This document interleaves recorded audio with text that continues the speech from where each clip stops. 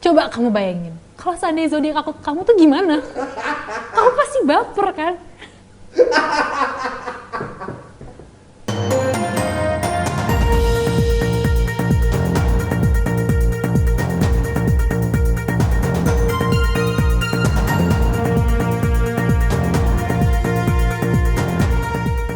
Selamat pagi, selamat siang, selamat sore, dan selamat malam. Kembali lagi di konten WIG di mana kita akan membahas informasi terhangat seputar gadget.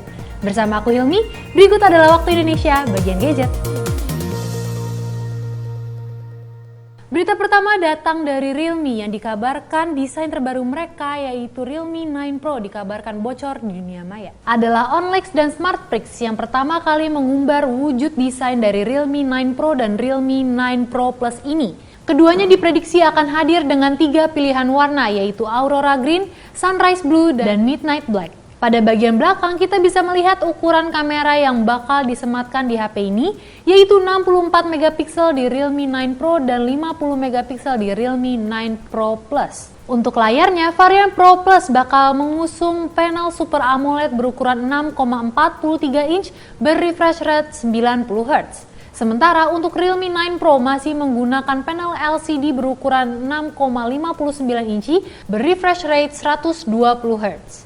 Dan bila kita mengacu pada bocoran spesifikasi sebelumnya, Realme 9 Pro akan mengandalkan chipset 695 sebagai dapur pacunya. Sementara Realme 9 Pro Plus akan menggunakan chipset MediaTek Dimensity 9000. Ya semangat ya Realme, tapi kira-kira kalau pakai Dimensity 9000 harganya masih bisa murah nggak ya?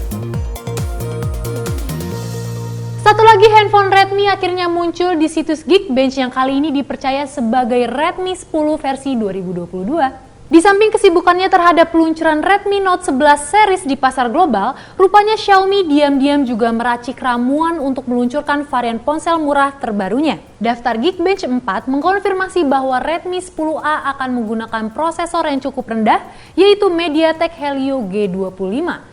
Di samping itu, daftar FCC menyebutkan bahwa ponsel teranyar dari Xiaomi ini akan datang dalam beberapa versi, yaitu 2/32GB, 3/32GB, 3/64GB, dan 4/64GB. Lebih lanjut, smartphone seri termurah dari Xiaomi ini juga akan dilengkapi dengan kamera utama beresolusi 13 megapiksel dengan kamera tambahan 2 megapiksel. Namun sayangnya, tersiar kabar bahwa konektivitas Wi-Fi di HP ini hanya akan beroperasi pada frekuensi 2,4 GHz. Akhirnya ponsel keluaran Xiaomi 1 jutaan nongol lagi ya. Tapi yakin gak sih kalau Alvin 1 jutaan? Karena kalau sampai 2 jutaan emang pasti laku ya?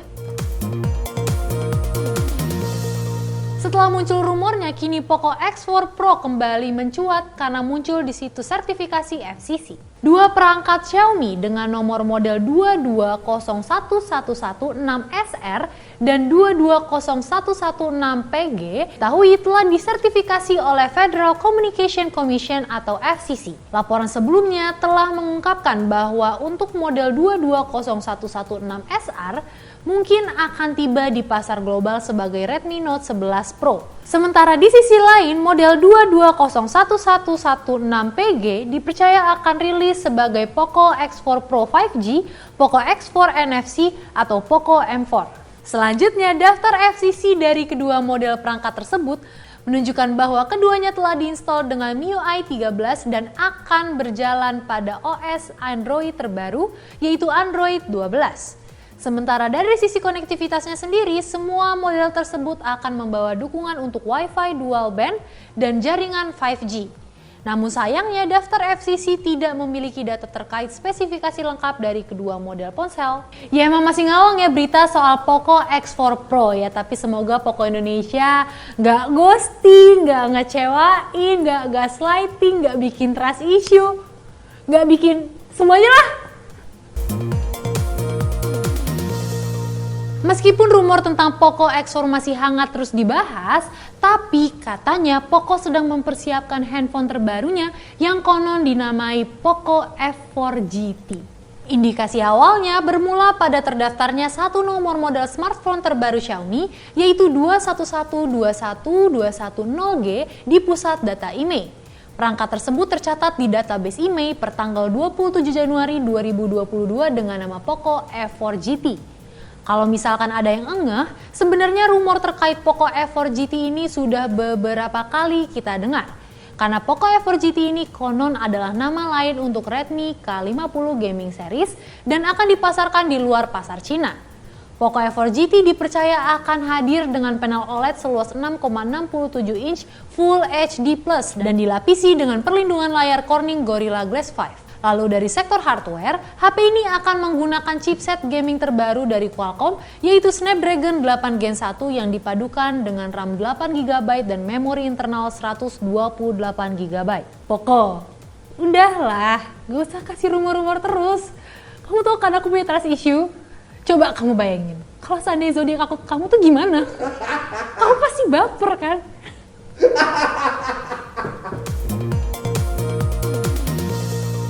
Tecno Mobile kembali mengusik pasar smartphone murah Indonesia dengan merilis Tecno Spark 8C. Tecno kembali merilis smartphone andalannya di sektor entry level, yaitu Spark 8 dengan daya jual utama memori penyimpanan 64GB dan memiliki baterai sebesar 5000 mAh.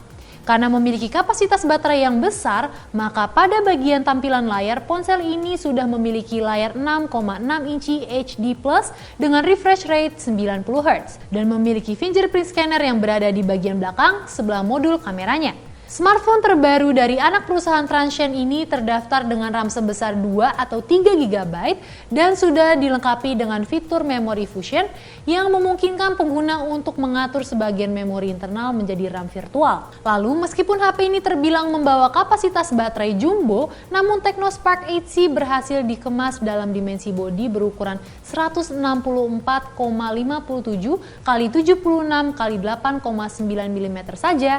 Namun sayangnya, sampai saat ini pihak kami masih belum menemukan harga pasti dari Tecno Spark 8C ini. Oke, kita anggap aja harganya itu sama kayak Redmi 10A yang harganya sama-sama 1 jutaan. Kira-kira kalian lebih prefer yang mana? Coba tulis di kolom komentar. Ponsel penerus Oppo Reno 6 yaitu Oppo Reno 7 dikabarkan akan segera muncul menyapa pasar Indonesia. Kepastian akan rilisnya Oppo Reno 7 terlihat lewat catatan di situs sertifikasi Postel dengan model CPH2371. Selain itu, Oppo Reno 7 juga telah tercatat pada situs Kemenperin sejak 22 Desember 2021 yang lalu dan memperoleh nilai TKDN sebesar 31,15%.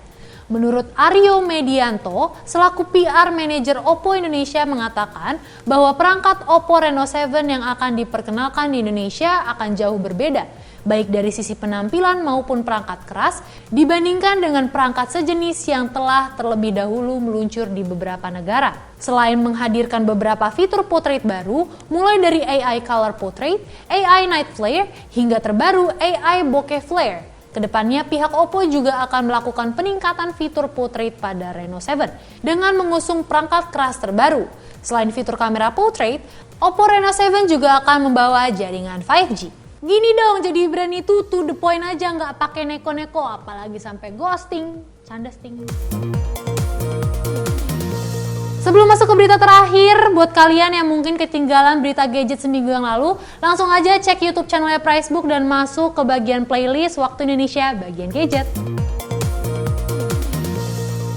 Selain Realme 9 Pro Series, Realme dikabarkan akan merilis ponsel terbarunya versi C Series, yaitu Realme C31. Salah satu tanda kemunculan smartphone tersebut adalah munculnya sertifikasi TKDN dari ponsel yang diyakini sebagai Realme C31 di laman P3DN Kemenperin. Dilansir GIS China, nomor model yang ada di Kemenperin kemungkinan besar adalah Realme C31. Karena nomor modelnya muncul di laman FCC, bahkan muncul di laman NBTC dan juga TUV.